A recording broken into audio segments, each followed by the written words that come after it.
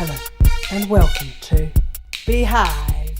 This week on Beehave, Tolley explains why teachers won't be getting the pay rise they've asked for and why the poverty of private schools makes it impossible for them to commit to looking after children's welfare. Teachers are making it all about them, and the fact that we're discovering that so many children are not being taught up to the proper standard, I don't see why we should pay them more money if they're not producing the goods. So do you think that they deserve to be properly remunerated? But it's not up to them, it's up to us. And what we're saying is, no.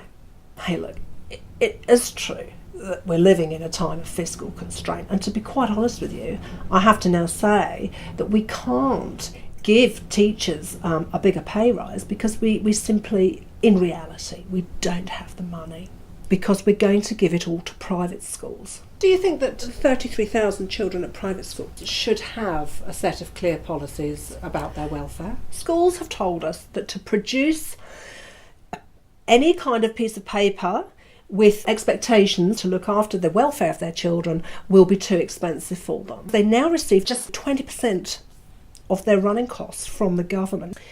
So if you look at the bill, it does say that some of those grants could be conditional or unconditional at the minister's discretion. And that's me. I mean, it probably will be me because I'm not sure how much discretion Rodney Hyde actually has. But we do need to nurture those children. The private schools will be needing to upgrade their swimming facilities, their sporting facilities, send students on trips overseas. Now, we don't call that funding, we call it subsidy.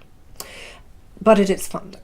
Make no mistake, there's no difference about that. It's just that it's kind of more by stealth because it is a two-tier educational system, and that's not what we're advertising. Beehave was lucky enough to catch up with Green MP Catherine Delehunty, who gave us this comment. What I've learned since I've been in Parliament is that even the government's own member, Chris Finlayson, who's the Attorney General, will make a comment on a law to say it's a breach of potential breach of human rights, but that doesn't stop it. It doesn't seem to have any teeth. So clearly, the government of the day can do what it likes. So what is the government's vision for the future of New Zealand? It's all about the image we want to project, and we want to project New Zealand as a safe, clean, green haven. Really, it may not be true, but it's what we want to project. We would go so far, I think, John, as to say that we would like to project an image of New Zealand as a democracy. Am I right? Well, yeah, democracy. I mean, it's fine. Yeah, that's great. I mean, we know it isn't a democracy. Well, because we don't listen to anything the voters say. That's a hard word to spell and a difficult X to swallow. Yeah, we need every penny we can get. We need the jobs.